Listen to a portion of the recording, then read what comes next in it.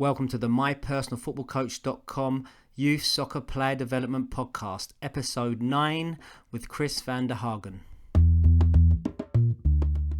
Welcome to MyPersonalFootballCoach.com Soccer Player Development Podcast. Discover all the secrets, hints and tips about soccer player development and soccer coaching from some of the leading figures in world soccer. Here's your host, Saul Isaksson-Hurst.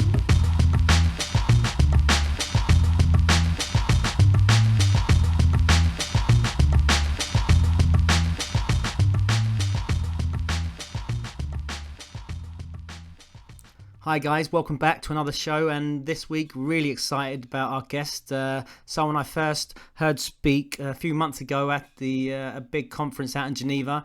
He's the head of coaching for the Belgium FA, and he was talking about how the Belgium FA had restructured their coach education program and their technical program for players in grassroots and also in the elite level. So really interesting guy, got some amazing insight to give. One of the main things I really took away from this was really the importance of 1v1, the 1v1 duel, which is obviously a big part of my philosophy and at MyPersonalFootballCoach.com if you know me or know anything about me. And I'm really passionate about it, and it's great to see other leading countries in the world who have this same philosophy, and hopefully other countries like my own country, England, and can follow suit and start to believe and really understand and appreciate the importance of this of the 1v1 duel and the 1v1 in coaching, and we can start to integrate it more into our coach development and into our training, both at grassroots and at elite level, because I think really will help player development.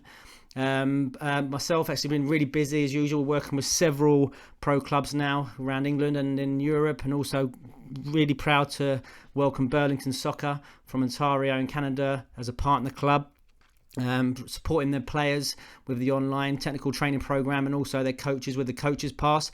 The Coaches Pass, we're also now excited to be delivering lots more 1v1 team practices, so really supporting coach education in how to integrate not only ball mastery but 1v1 training into your sessions efficiently to have quality technical work. So that's going great. So all things going well, and I hope you enjoy this show. It's a really good one, I know you will, and please do review if you have time, and any feedback is much appreciated.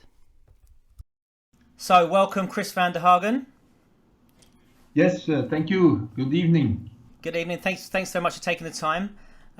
Could you just give us a little bit of a brief background about yourself and your history and your coaching and playing background?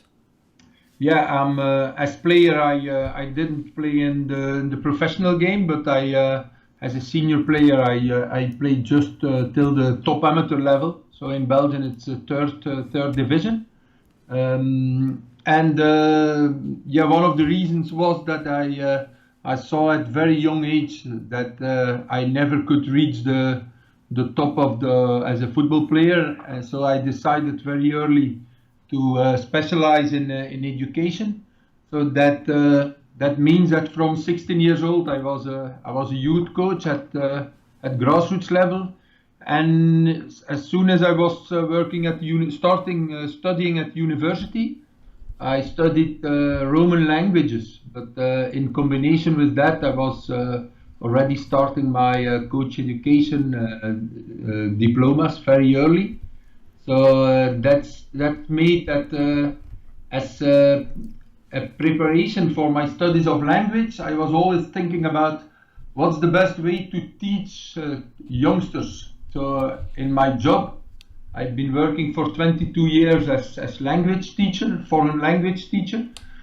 So I used a lot of these experience to work with youth players at different level, and I started at grassroots level. And I've been working for about 15 years grassroots coach, between under 12, even under 10, till under 19. And then I was the same period I was senior player, and then I got to at 35 years old, I switched my playing career into a combination of playing with the seniors and coach of the same team, so player coach for 5 years, and that was during the period that I was doing my A license. And then 8 years ago, I started working as a coach education manager of the Belgian FA. And I also worked between 2008 and 2011, 4 years. I was working in the national youth teams, under 15, under 16, under 17. And now then I quit because as director of coach education, I had my job was too hard to combine as a coach at the international level with those youth players. And I quit for just 2 seasons, and then now the technical director of women football, he asked me, Kris, please help me with the under 19 women team. So since now 2013, I am coaching again at the national team with the under 19 girls team. So that's a little bit my background. And during my last year, when I was not coaching, I did the pro license in Belgium. So and since June 2014, I am organizing the pro license in our country, and I'm also a member of the UEFA GIRA panel. So that's an overview of the whole my whole history from player till coach and now till director of coach education. So now your role is director of coach education, right, for the technical. Yeah, in combination, and I'm also head coach of the under 19 women national team. Okay, excellent. So just it's interesting thinking about your background there. Do you think it's helped you coming through and working with players of all ages? Yeah, absolutely, because even now, still at the professional level, it's good to know what's happening on the basis of football, and especially at youth, for working with youth levels, different levels and different age groups, helps you to understand what it is about learning, because this is what a lot of senior players and coaches they are not aware about what is really happening in the learning process of children. I think it's interesting myself as well. Obviously, like I mentioned previously when we talked, I'm a foundation phase specialist. I work with the younger age groups, 5 to 11s. But in my time in England, working in academy football at Tottenham and Chelsea for 10 years, I think only very recently has it been accepted that maybe, one size doesn't fit all. So maybe, the younger players shouldn't be doing the same as what the older players are doing. No, absolutely not. And that's also why we have been making big changes in education of youth coaches in Belgium, and also in the playing formats and the whole organization of youth football in Belgium, because we really are aware, 100% aware of these children are completely different as the older age group, different as seniors. So you also have to organize their coaching, their coach education, their training sessions, and even their competition games in another way. So can you just talk about then some of the changes you've implemented at the Belgium FA? So the first change that we made was introducing 8v8 and 5v5 football. So we have been working it's more than 10 years ago that we started and working in 3 different levels, 5v5 till the under 10. Then going to 8v8 football, and there we also made a change now 2 years ago. We play now 8v8 football till under 13. So under 14 is the first age group that starts playing 11v11. So that means that till that age we can really focus on small-sided games, quick decision making, really trying to help them to get into really perfect technical skills. Not only technical but also tactical decision making must be really very good to survive in these small-sided games environment, and that helps a lot to make then only the step to 11v11 football at the age of under 14. And now, as you say, they are all different in the different age groups. So 5 years ago we started discussing about the youngsters, really the youngest age group, and we were realizing that what we were doing there, so under 7 for example, playing football 5v5, when you observe what's happening in that game, this is not really what the youngsters need, because there is one ball, 10 children just trying to get that ball, and it's a struggle for the one ball. And there we realized we have to do something else, and we created what we call dribbling football. So that means they play in formats 2v2 against each other, one playing as a goalkeeper, but he can dribble in. He's just starting like a player, but he can defend, he can use his hands to defend the goal. But they start just dribbling, and then it's about dribbling your opponent and scoring, trying to score goals. And if you're out of possession, trying to regain the ball and try to score again, just like I started playing against my brother. And that is 45 years ago when we were 6 years old. It was in the garden or in the garage, just playing 1v1 against each other, and there you have massive number of touches of the ball. And when you compare that with the 5v5 format at that age, it's an amazing change. And now we see already the results, because in my grassroots club, we see that the youngsters who has been through that process, they are just dribbling, and they have much more technical skills than they had before. I agree with you. I'm a big fan of 1v1 or 1v1 with goalies as well. I think it's really beneficial. Some would, playing devil's advocate here, some people in England would, some specialists would suggest that actually they prefer 5v5 or bigger formats because there's more decision making. That's a big debate we're having in England, is that actually they're saying they want it a bit more, they want more decisions. And my argument would say actually it's more about technical, maybe about quality rather than quantity in that case. What's your thought? You also have to ask yourself and to ask the question because now I'm talking about under 7, so really the youngsters. So are they able to deal with complex decision making? At my opinion, they aren't. They are just coming out of kindergarten. They are just discovering a new game, a new sport, and they are really very egocentric. So they want to have their own ball, dribble, and try to score a goal. And then you see parents shouting and coaches shouting, give a pass. But they, at that age, they are not ready for giving passes. But of course there are always exceptions, and the very, very best ones, they are ready to do that. But then you can put them in under 7 and in under 8 and make them train and play in a year older. But for the average player, 5v5 is too much complex. And what do you think about 1v1? Is that do you still encourage that going through the age groups, even all the way up there in line absolutely. with the other formats? Absolutely. We focus all through the even at the academy system, at the highest level, at the professional level. The 1v1 is still basis of the whole 11v11. Because if you master the 1v1 situation, and if all your teammates can do that, you have a fantastic team, because you have two qualities. You can master the game just against your opponent, and you can master the game. You can be master of the game in combination with your teammates, and that's why the 1v1 situation is coming back in the learning programs of the players at all age groups, and I'm convinced even at senior level. At senior level, I always have a huge attention. I pay a lot of attention to the individual development of the players. Even at senior level, they still can get better every single day. I remember your presentation in Geneva, and you talked about obviously the complexity in football, and you're looking to replicate that in your training sessions. You just tell us a little bit about that, and then. Yeah. So.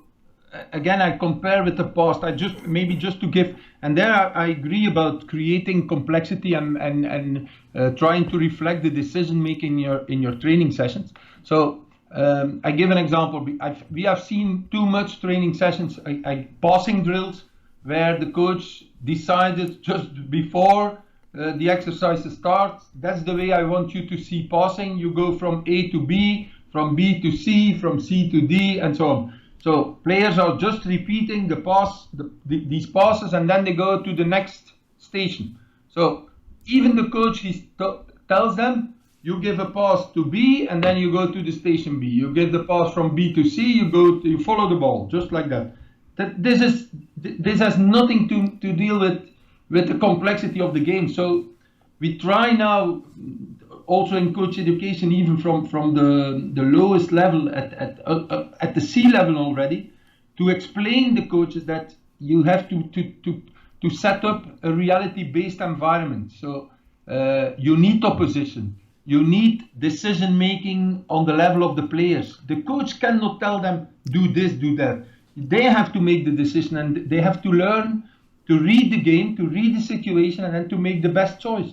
And you cannot say as coach, you have to play there, because the best pass depends on the decision of your opponent. It's your opponent who makes that there is a gap on the right side, on the left side. As a coach, you cannot make the decision before the player has to do it. So this is what we want to try to explain to the coaches, even at youth level, at youngest level. Try to copy in your training environment the reality of the game. And of course, that doesn't mean you have to play 11v11, but there must be opposition, there must be scoring goals in the exercises, not just repetition like we were doing, giving passes from me to my teammate, he's giving the pass back and so on, and we had to repeat that 20, 30 times, and that was then training about passing. But passing, it's not like that. Passing is in a situation where you make progression, where you try to find the best teammate to give a pass to, and that's the complexity that we want to see in the training exercises. Yeah, I agree. That's a great point, because I think there is, especially in England, in the past there's been far too many static passing exercises which are one-paced and don't really challenge the players. I give you an example. Everywhere I see, and it's nice to see it. You see the exercises with the mannequins. Plenty of mannequins on the pitch, but I never played a game against mannequins. So it's just good to show you this is the shape, there is where defenders are, but they are standing still. So in reality, even if you don't have to be free to receive the ball when you're playing against a mannequin. You can just be 30 centimeters to the right, to the left to receive the ball, you turn and you play on. So you have to go to real opposition. So do you think there's a place, though? I mean, I'm a big fan of using small-sided games as well. Do you think there's a place of taking a player out of the game, though, sometimes? Especially young players? You can do it in the warming up, and we don't have to exaggerate. If you see, I'll give an example. If you see, because the most important is the individual. If you see that the exercise is too complex for the individual, you can take him out of the complexity and work on some basic skills just to get him better. That's for sure. And that you can do some repetition in exercises to work on the skills, on the technical skills, I agree. But that cannot be the major part of your training session. Your training session, the major part must be based upon the reality. And the reality is playing a game against opposition. Absolutely, I agree with that. So what do you think about, I do a lot of ball mastery in my sessions as a skills coach, working with players individually on the ball, but obviously working efficiently, so generally at the beginning of a session. But I think it's a really important part of player development, getting them on the ball individually and exploring the ball and supporting them with that. What's your thoughts on the ball mastery and things like that? Yeah, absolutely. Ball mastering is one of the basic tools to develop the individual player. But and especially in warming up or even as cooling down, it's good to. I prefer them seeing doing some ball mastery exercises than just doing some stretching at very young age like they do with the senior people, with the senior players, and doing the cooling down like they see on the television. And I see that sometimes with players of 9 and 10 years old. It makes no sense. Give them a ball and let them do the cooling down just by doing some mastering exercises, just like in the warming up. And the more they touch the ball, the better, the more comfortable they will see when they are in possession of the ball. And what's your thoughts about maybe in terms of a lot of the 1v1 work you're doing? Would you show players some skills, challenge them to do skills, or would you just let them go and play and just let them discover themselves? It's a combination, but it's always interesting to show, and especially about when I remember when it's a long time ago.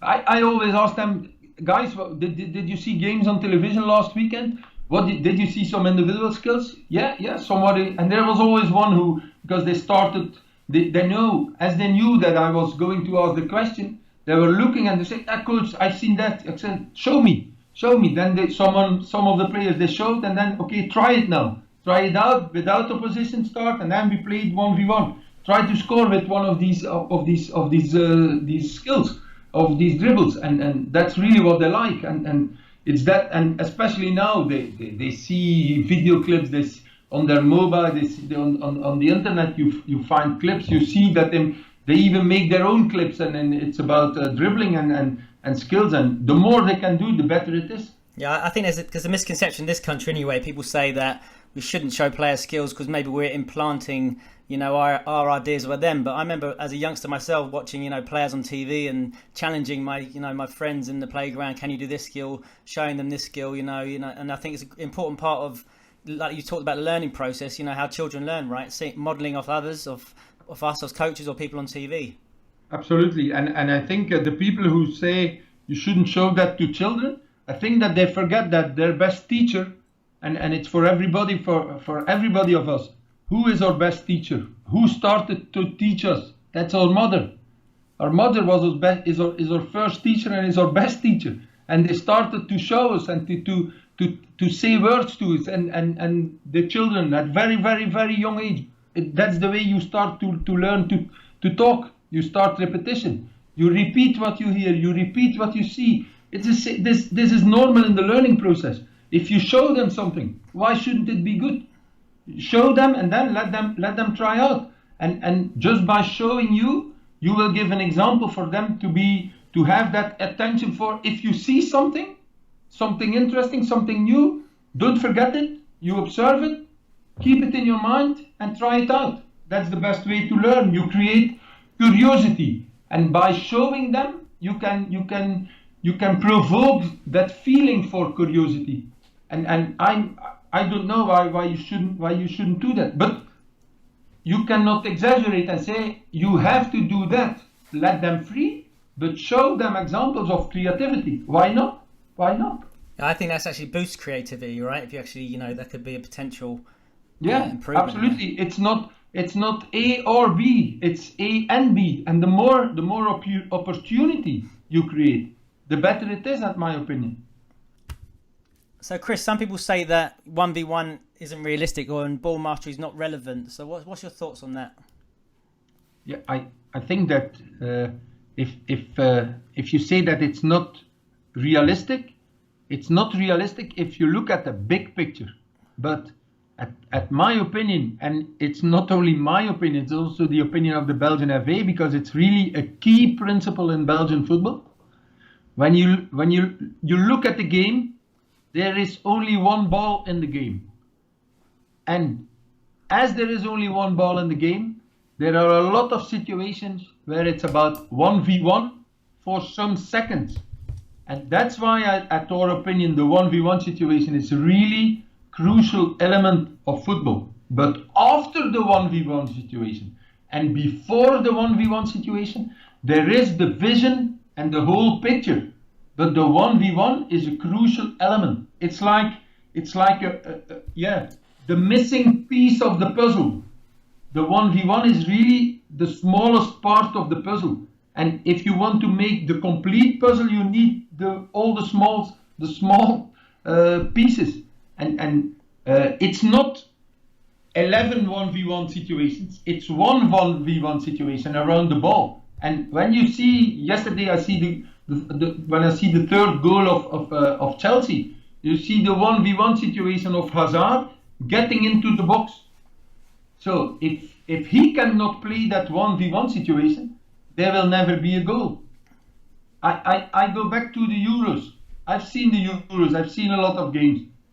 We have been missing some players who are really master of the 1v1 situations. Because if you have players like that, the more you have like that, the more you can open the door of a closed organization, defensive organization.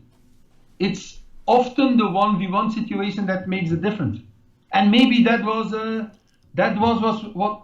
exactly what was missing in some games. I also saw the England games. against Iceland. They had possession of the ball, you can pass the ball, but the door is closed. Both of doors were closed to the Iceland goals. So then you need a 1v1 situation to make the difference and to open and to create a numeric superiority and then to give the pass. So it's not only the 1v1 situation, but the 1v1 situation is really the start of an important process and of an action. So it starts with the ball. Around the ball it's next. So I play the 1v1 and I make the decision. Do I go for a dribble? Do I do a give and go? Or do I give a pass to someone else without being involved? So it's decision making, but 1v1 is really important. I think that's what you mentioned earlier about the duel. That's what I really like about it, is that combat situation. I'm a big fan of just doing 1v1 to, like, you know, a goal or a line, because it's about, people talk about creating decision, but that's complexity, trying to beat a player by yourself and develop the moves and the movements and the ability to do that. That's really is a challenge, and that's why maybe in England we don't have produced that players like that, enough of those players anyway. Yeah, absolutely. And that's why we want, at young age, we want our coaches to encourage the players to dribble and not to encourage the players to pass at very young age, because giving passes you can learn at later age, no problem. But dribbling, the earlier you start, the more skills you will have. And that's what we have to encourage at young age. And that's, at my opinion, also what happens in South America. They play on the beach, they play, what do? They dribble. They try to dribble and to score. And we have more structured environment. And we think too much about the end picture, 11v11, Barcelona game, passing, tack. But don't forget that even in the Barcelona game, without the Messi dribbling, it's another game. So, at my opinion, and it's also why we in Belgium we have that focus on the duel, and the duel is not me playing individual marking. That's not at all. It's not that. It's being in a structure of a diamond where I have one opponent and I try to be master of that situation. It's always the 1v1 situation with 3 players around me. So could you just talk through then your the changes you made in terms of the formations and how they relate to the bigger picture, the end goal, then playing 11v11 at the end there, and just, I mean, I remember you talked about in Geneva about the formation you've chosen and how that related to the decisions and the formation in the smaller sided games. Yeah, so that is maybe the most difficult to explain just by talking, but I will try to do my best. So we started to have, we wanted to have, when we changed into 5v5, 8v8, 11v11, we wanted to have a format that was where the next level, the 8v8, was a logic step after the 5v5. That means we started the goalkeeper and then a diamond. So you have a diamond. In the diamond, you have 4 positions.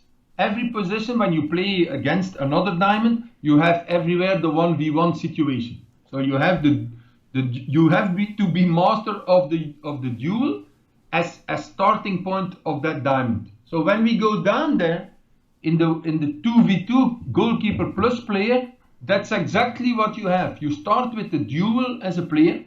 So we build it up to a diamond, and that's the logic step. In the 8v8, we make a double diamond, which means that what you have been doing in the single diamond, you now start doing the same thing in the double diamond, but there are more players and the pitch is growing. So I give an example. You have a diamond is double triangle. You have triangles everywhere. So when you put the next diamond up on it, you have again the same structure, the same diamond. You can do the same diagonal passing, but you have now 2 players on the wing and 3 players in the center. Why do you need 2 players on the wing and 3 in the center? Because the pitch is getting better. It's getting bigger. So you have more depth. So you need 1 extra player on that wing. And then we go to 11v11, where the pitch is getting bigger again, and where we keep in that the pick is getting more width. So we put that diamond, we get the diamonds out of each other, and we put a triangle in the middle. So that's how we have been preparing 11v11 by playing 5v5 in one diamond and 8v8 in a double diamond. And in all that playing formats, the crucial element is the 1v1 situation, because you don't have 3 players in the double diamond. If you play, because some clubs, they started playing 2 central players in the back and then against 1 striker. So at very young age, you have there already 2 against 1. That's something that we didn't want. We wanted them to be in 1v1 situation. So that means to be playable, you must be creative and look for space. To defend, you must be strong because you play 1v1 situation. So by keeping that format, we were, without telling it to the players and to the coaches, you are working on the 1v1 situation. You make them stronger in the 1v1 situation, and also you develop them in the playing format 1 diamond and double diamond. So it's interesting that, I mean, this 1v1 philosophy really does run right through the heart of the curriculum. This is a red thread through the curriculum, starting from under 6 football, because there now we really have the best example. We start players teaching, guys, here you are, here is the ball, there is an opponent, if you can dribble him, you can score the goal. And that's why we call it there also dribbling football, because we only teach them there dribble and shoot. So where did this come from? This philosophy, this change of thought. It has. We have been working for several years on it and developing the best format for players. We have been asking questions to ourselves, making videotapes for hours, and looking at the format. When we looked at the 5v5 format, there was a crucial moment, and that was the registration age for the youngsters. So before, you only could register at the FA at the age of 7 years old. So that means they started playing under 8 football. So 4 years ago, the FA decided not to have a minimum age anymore. So what happened? We saw a lot of young children arriving at the club, joining their brother, 5 years old. So what were the clubs obliged to do? They say, okay, this is the youngest category we make under 6. Okay, what we do with them? I will do the same thing as what we do in under 8. And then we were observing and seeing, this is not these children 5 years old and 7 years old. There is a huge difference between them. So we saw that this is not the good football, because this is not football. It's a struggle to have a ball. The good one, he touches the ball, he dribbles and he shoots. The other ones, they just run after the ball, they never touch the ball. And there we decided, okay, how can we find something that's really good for the children? And we started to do some experiences with what we called it football festivals. And we started playing in smaller formats. We say, okay, instead of 5v5, let's try, we make 2 groups. We play 3v3 and 2v2. So, and that's by doing these experiences that we found out, and we asked also to the children, what do you love most? And then it was clear that the smaller the playing format was, the more playing time they had, the more ball touches they had, and the more fun they had. But also here we have to explain very well how we do it, because if you play, I give an example. If you play against me and you are rather well skilled and I am really struggling, it makes no sense to make you play against me. So what we do is we make different levels of players, and we make 3 categories of players when we organize a festival like that. The more skilled ones, the mediums, and the beginners. And you make duos playing against each other of starters, children that just start playing football and that they are really struggling still with the ball, and then the more developed, and that gives really the best results. They enjoy, they can score, everybody can win, and that's the most important. So tell me how you deal with, then you have the dribbling culture in the 2v2 or 1v1s with goalies, and then they step up into the 5v5s and then the 8v8s. How do you manage in terms of players wanting to dribble, and then do coaches want to? We have a thing maybe in England where coaches want to see a pretty game of football at very young ages, and they want to move the ball quick. So what do you do to encourage coaches to give players the freedom to do what they want to do, make their own decisions, or is it trying to incorporate them a bit more in the team game? What's your outlook on that? The basics, it's very, very, very important to explain to everybody, explain why you want them to do these things, or why you want them to play that kind of football. I say in my grassroots club, I say to my coaches, if you want to see them play quick combinations, okay, then you have to go in the under 10, under 11 group. But you're here in the wrong environment, because at that age they are not able to do that. It's impossible. So what are they able to do? They are able to master the ball, to dribble.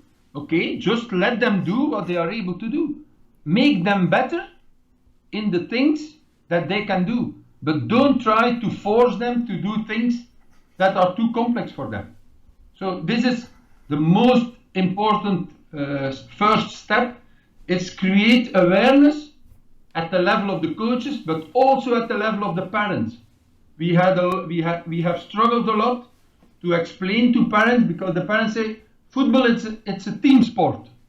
Yes, it is, but not at under 6, because a girl or a friend or a boy 5 years old, they don't want really to play in a team. They just want to score a goal by themselves. That's what they are, and that's the on the psychological side.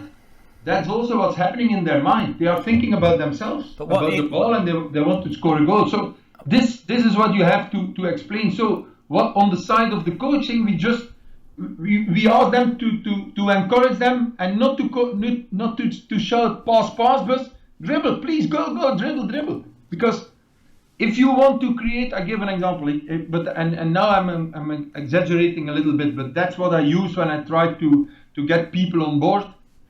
Do you like players like Hazard? Ah, yes, of course, they say. Okay, what's his quality? Dribbling. When can you teach that at the best? At 16, 17 years old? At 12 years old? Or at 6 years old? When you start earlier, the earlier you start, the better they will do it when they are old. You cannot start when they are old.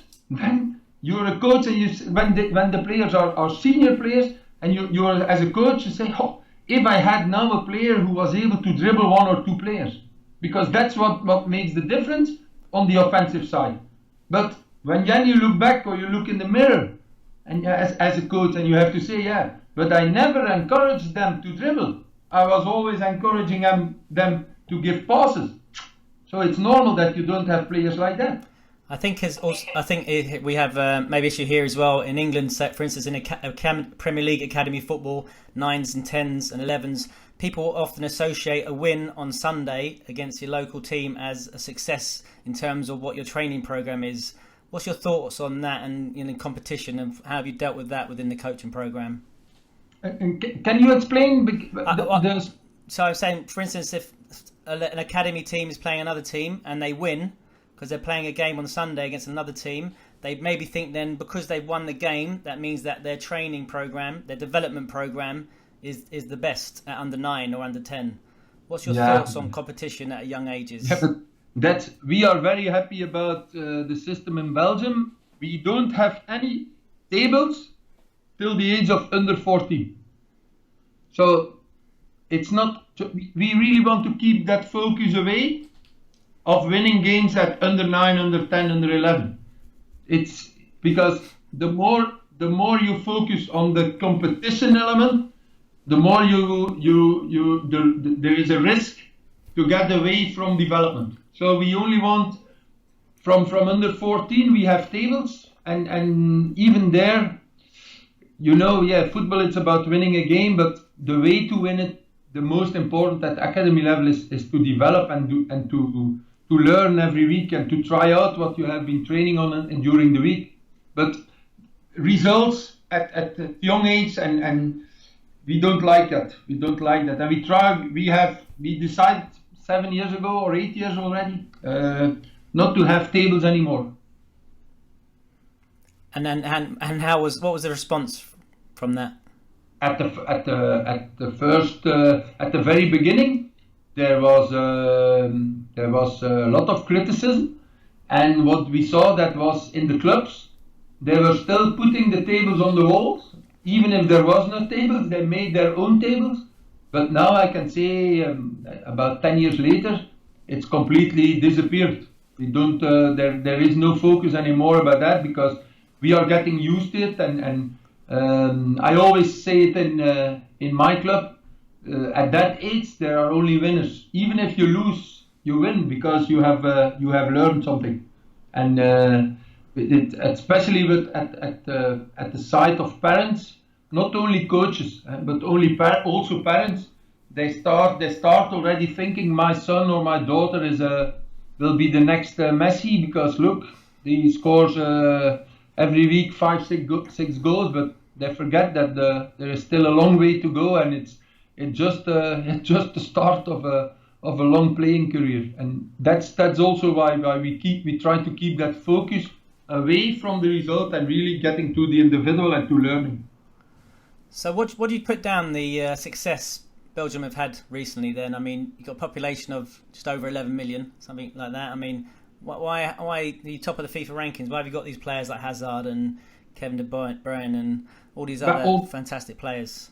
All these players are the result of having a focus on the individual as player, and it's the result of encouragement to work on them to make them better as an individual. And this is one part, and afterwards they also work on the role as an individual in the team, and that's why they needed some time to become at that level, because I think by putting so much emphasis on the individual development, I think that the performance is coming a little bit later than it could be if you don't have that individual focus. So I try to explain. Now till the age of 15, they have been not really in a very competitive environment. So they just start in that competition at that age. So that means really to become a winner and to have the 100% focus on the performance. It takes some time to bring them there, but they have all the tools that they need to be able to do it. They have it in their backpack, and that's what they are using between 16 and 2021. And I see a lot of players developing like that.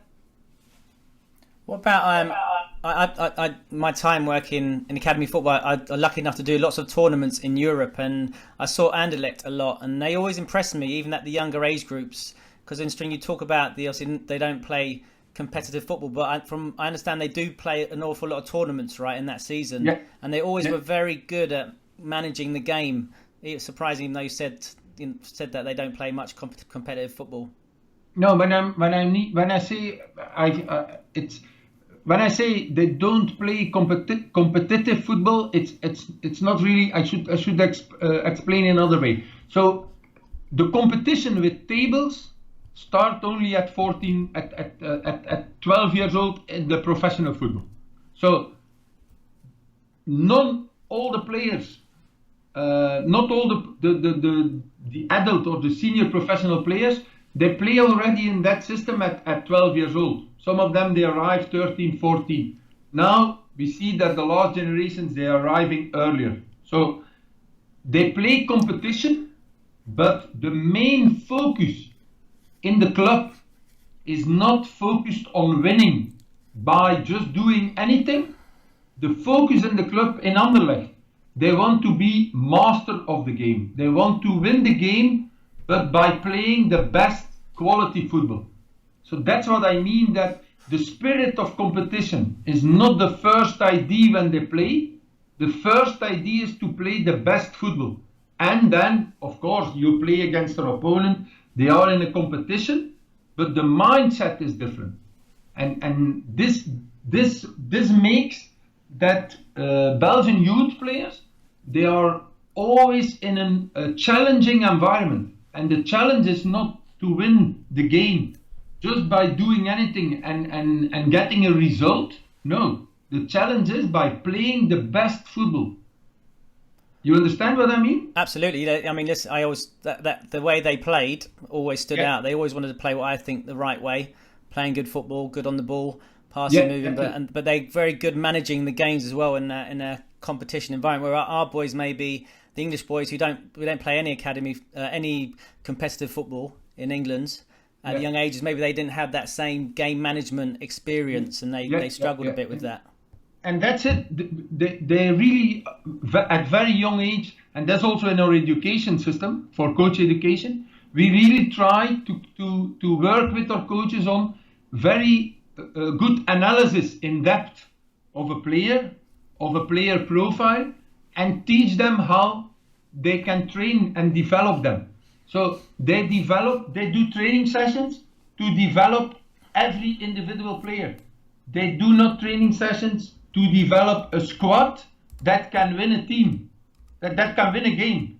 They develop players and not a team. And that's what makes that when they are in an environment like a competition, like a tournament, they have individually, they have so much qualities that together they are strong as a team. But the basis of their strengths are the individual qualities. And what age group do they start recruiting players within the academies in Belgium? There has been a lot of discussion about that, and I think now they are before they started them to get them as early as possible. And what we have seen is that they have made huge mistakes, like everybody. So everybody wants them to have them the first, because otherwise they have the risk that another club takes them. So they take them early, and then they see we've taken the wrong ones. So now we see that at under 10 only they start playing against each other in the professional football, and they try to let them as long time as possible in their normal environment. But you know, under 12, under 13 is really the age that's the latest that they want to get them in their academy. Because I spoke to some of the guys. They said maybe they had them as young as 5 and 6. They had some 5 and 6 age groups in there. Yeah, they have because every club, also my club, every club has the youngsters, because these are players that they recruit just around their club. They come, they register and they play. I think, for example, they play in Anderlecht, but there are only, I think I give an example, there are only 50 players that they can have in that age group. So what they do, that they take the 50 best ones, but they really don't go for recruitment. These are the players that come to the club and say, I want to play here. And then they do so they organize some festival days, and then they recruit there. They come to play in Anderlecht. But this is not the real recruitment, like looking all over the country where the best players are and try to get them in their club. That's not what's happening there. No. And what's your thoughts on early specialization? I mean, there's a lot of debate on here. What's your thoughts about that? If you mean early specialization, it's putting an. I always say it's putting an etiquette or a logo on a player. This will be a right wing defender, for example.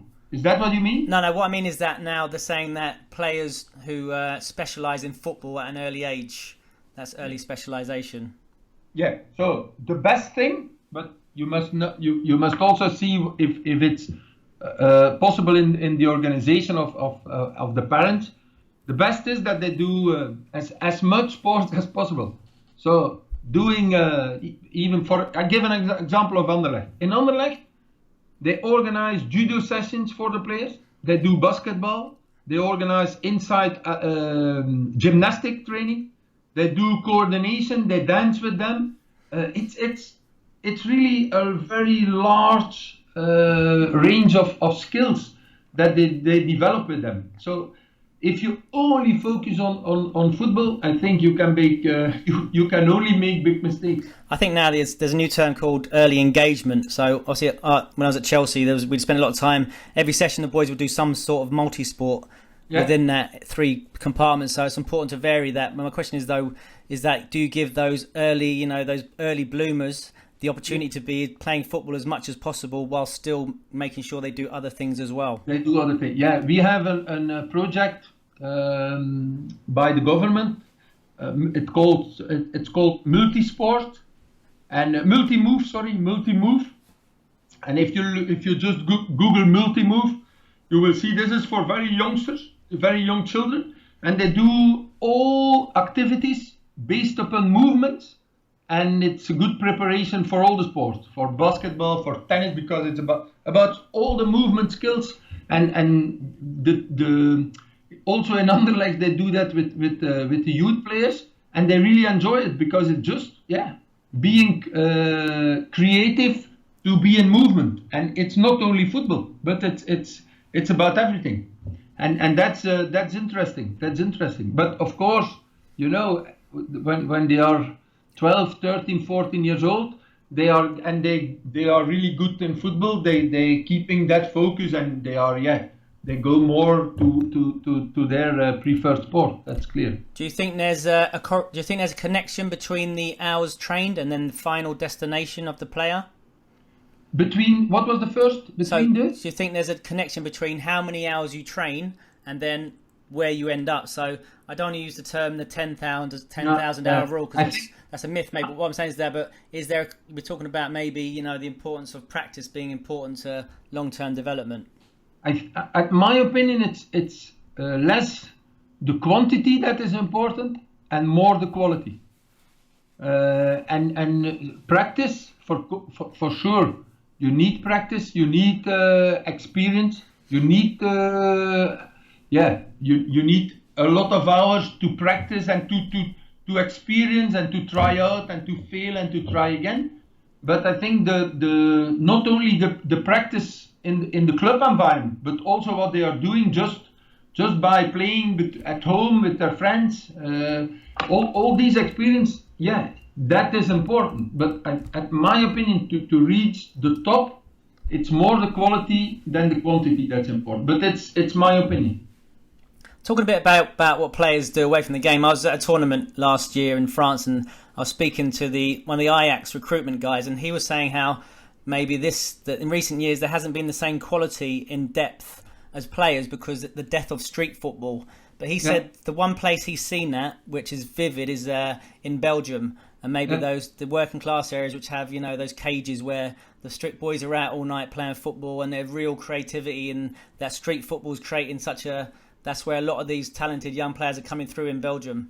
Yeah, man, that's also that's also the reason why we try to play the 2v2 situation and the 1v1, because I still could play on the street, but because when I was young, I'm now 52. When I was young, there was no problem to play football in the street. So now, street soccer is not possible anymore because of the traffic and the situation. But we can try to create an environment in the club and in the training environment that is like the street football. That means just let them be creative, because that's what I say when I'm in coach education, and sometimes I ask to the coach when I have to introduce the 2v2 football, tell me what's the difference between that football and the normal 5v5 situation that and then they say 5v5 situation, it's more structured, there are more players, and there is a coach, and the coach, he's giving guidelines, and he's saying do this, do that. Okay, In the 2v2 situation, they play 2v2, and there are 5-6 pitches near each other. So the coach, he cannot give guidelines because he cannot be on 5 pitches. So there, the coaching guidelines are 0. You just have to organize, let them play, let them be creative, let them play soccer, football in an organized environment, street soccer in an organized environment. And that's in cities, we have these small pitches, we have these cages where they play around Brussels, in Antwerp, in Ghent, you have it everywhere. But also we try to do that in the club environment, just to create an environment where they can try out, they can be themselves, they can try out anything that they want. And that's what we did when we played street soccer. There is nobody who tells you what to do. And that's where you start being creative. That's where you start developing creativity. That you say, here is the ball, there is the opponent, go for it, try it. And that's what we should do. But that means that we have to develop our coaches to have that profile. And that's the biggest challenge, because coaches, they want to have everything under control. But you cannot have it under control if you want them to become creative. I give an example. Picasso, he's very creative. Nobody had him under control. When he started painting, it was 100% freedom. So when we have to teach them football, please give them 100% freedom and let them be creative at very young age. And afterwards, okay, it's true, it's getting more complexity, more structure, but don't forget the creativity, because this is what makes every player different from another. So can you imagine what should have been the value of Hazard if he didn't have the dribbling skills? So you really have to take these examples.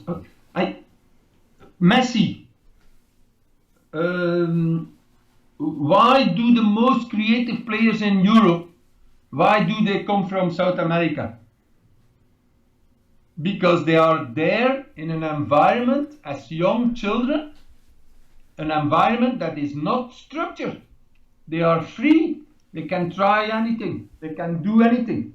And we start training sessions for the youngsters, and we put cones, and you say, now you go stand here, you have to give a pass to the other cone, and then you can go to the red cone, and then to the blue cone. But this is not creativity. Let them be themselves. Let them be free. Let them try out. I agree with you. I think that's, for me, I've always been a big fan of trying to replicate a street football environment. And that's why I think 1v1 is so key.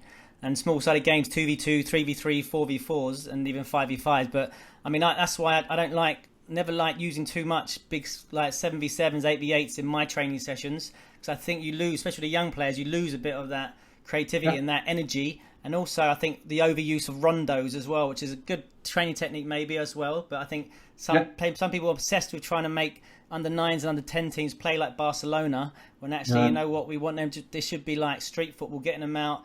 Obviously, lots of 1v1, ball mastery, just getting, and like you say, you know, I think as well, interesting what you said there about South America. I think it's just a different culture there, right? I think they want players to get on the ball. They applaud that individuality and that expression, where I think... We should also want these players. I agree, because they make the difference. But so we have to encourage it. I agree. But I think if you look at England, there's a culture here historically of kicking the ball as far as you can and as hard as you can, and we're still combating that. And I think even now in our coaching courses here, 1v1 and ball mastery is not seen as relevant within the coaching curriculum here, unfortunately at the highest level. So we're still fighting that battle. Like, they're trying to identify what is our culture here, can we support players, but it's still orientating too much until the big formatted games and too much around team play as well. Yeah, but the end target is the 11v11 situation. But then you have to break it down. You have to break it down and see, okay, what skills can I develop the best at what age group? And then you must say, when can you start dribbling? Yeah, at very young age. Because when you start playing football, what do?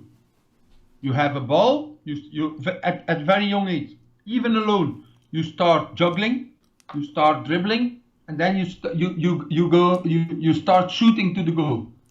But I never enjoyed just giving passing to my brother and receiving the ball back from him. We never did it. We tried to dribble each other and to score the goal. So if you know that the 11v11 is the end target, okay, that's good, and you have to structure it, and they have to learn to play in a team.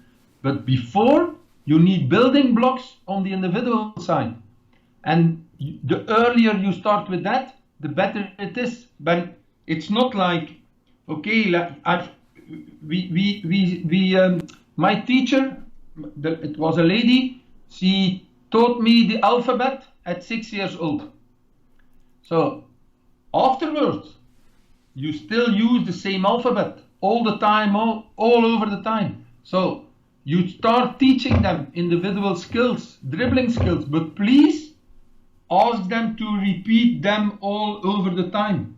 And that's why the 1v1 situation and the small-sided games are so important all over the curriculum. And I ask senior players when you're in a training session and ask them, what do you prefer? Let them make a choice. Do we play 11v11 or do we play on two smaller sides twice 5v5? Ask them, and I'm sure that 80% will say we prefer 5v5. I think because sorry. Because it's very easy. If you play 5v5, you touch the ball every 15 seconds. If you play 11v11, you touch the ball every 3 minutes.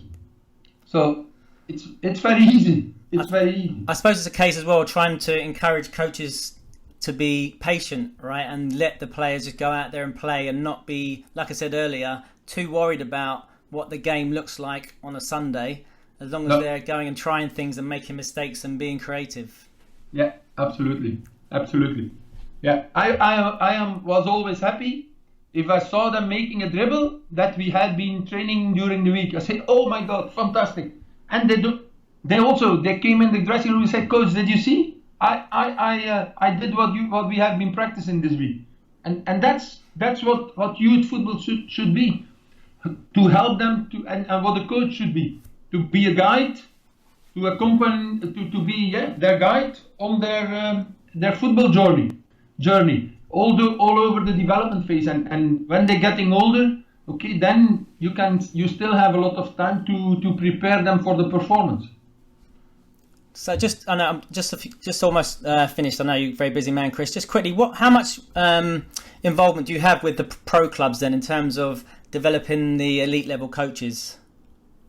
So with the elite level coaches, as I'm responsible with my colleague for the elite UEFA A elite level. So we have been designing the course for the A course, and there we really have a collaboration with the clubs. I can just tell you what the experience and the preparation we've done last year. We have been visiting all the clubs like Anderlecht, Bruyne, Standard Liège, asking the academy director, tell us what's important, the profile of the youth coach for your clubs. What do you want them to be? How do you want them to work? What for every age group? Tell me what the focus is. And we have been we prepared in 100% partnership and collaboration with the clubs. We prepared the environment that we want to create now for coaches. So it's not the Belgian FA that decides this is the way we're going to do it. It's the Belgian FA who collaborates with the clubs, who asks an agreement and say, okay, what do you think about this? And then we go for the final implementation. And that's the way we work on all over the levels. And so what is the reason I ask is that, for instance, you have in England, we have Man City and Manchester United. Their philosophies are completely different at the younger age groups in terms of the methodology about how they're preparing the players and developing them. Same in London, we have academies here. Very stark contrasts in how they approach player development. Is that the same in Belgium, or is it all pretty similar? No, not at all. We have What is different is the DNA of the clubs. So, for example, Anderlecht is playing in another way than Club Brugge. Standard Liège is playing in another way as Anderlecht.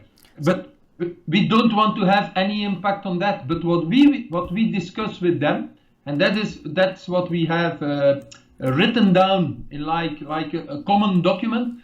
We call it the vision of development. So in that vision of development, we describe how we want to develop the individual player in the different age groups. And there we have an agreement, and I think the principles are for 85% the same in all the Belgian clubs. And in terms of the international football, what age is do players first experience that? When are they first called in for international duty? It's different. We make a difference, the girls' football and the boys' football, and I tell you why. We work earlier with the girls because the clubs don't have the same level of education and the same level of the academy for girls, and at clubs level. With the girls we start at under 12. With the boys we start only under 14, and their first international games. So we start 1 year under 14 in our national center. And the first international experiences are under 15. Fantastic. And just lastly, what advice, would you give to a young aspiring coach who wants to get somewhere where you are now, right at the top of the game in international development? The advice that open your eyes, open your ears, ask a lot of questions every day again. When you're in your practice, after your practice, please ask to your colleagues, ask to the players, ask feedback. The more feedback you ask, the more you will learn. But that's just the problem in football. Most of the coaches, they are so much ego that they think that they know everything, that their training session is the best, and that they can't learn anything from somebody else. But I can tell you, I am learning every day. Every day, because I have an open mind. I want to be critical. I ask questions. I see something. I ask coaches, why do you do this? And they are surprised. Why do you this? Why do you do it in that way? And they say, I've always done it like that. Yeah, but what's the reason? What's the objective? So this is very important as a coach. I know there is the internet, there is YouTube, there is Google, and that can be a problem for coaches because they just look, they see something, and they copy it. But they don't ask questions about what's the reason why I should do this exercise. So I give an example. They look for training sessions of Klopp, training sessions of Guardiola, and they do the same thing. But do these exercises, do they fit into your philosophy? Do they fit with your profile of players? So I think the best advice that I can give them is ask a lot of questions and don't be afraid to give an answer on it. And that's the best way to learn everything and to be very critical to yourself. And what about a parent who's just discovered that they have a young child who's gifted and talented in the football and has maybe been identified by a pro club? Yeah, I had the same experience with my son, so I can tell you from that point of view. Club Brugge came to see him, and they wanted him at 11 years old. So was already 11 years. So he was playing in my club. So first year we said no, but then the year after they came back, and just before he went to secondary school, he decided to go to play for Club Brugge, and there was one condition. I said, okay, you can do it, but you have to stay at school in our environment. So that means there was a transport of 45, 50 minutes to go to training session. And we, from the very beginning, we explain to him, okay, you can do this. We will be responsible for the transport, but you have to focus not on football. You have to be in your normal environment, school environment, education, and you can play football there. And we are so happy that we have done that at young age, because he stayed there till the age of 21, but he got his diploma at the high school, so at university, and finally he didn't get to, he had a pro contract for 3 years till the age of 21, and then he got into top amateur football again. So he's now 25, 26, he will have in April, and he had that experience, and it was fun, and he learned a lot, but we didn't want to focus at very young age on football, and that's the message that I should give to parents who have also a very young talented boy or girl, to say, please don't gamble everything on football. Work on their education. If the club, if it's near to your home, no problem, because they can play football there, and if you see that the club is really investing in the individual development, then there is no problem. But that is so important that they don't lose the focus about their life, because some of them, they are so early, and that's also what I call early specialization. They are so early in that professional football environment that they think, I will become professional football player. And that's a big mistake, because of the whole academy, how many players are going through till the senior team? 1%, 2% maximum. So it's always a difficult decision. It's a very difficult decision.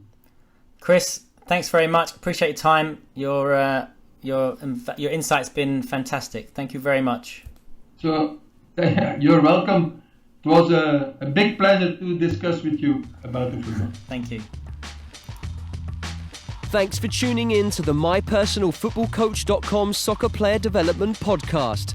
MyPersonalFootballCoach.com's Dynamic Ball Mastery Program is the world's leading online individual technical training program, proven and developed at the highest level in the English Premier League. Sign up now to train like the pros and take your game to the next level. Master the ball, master the game.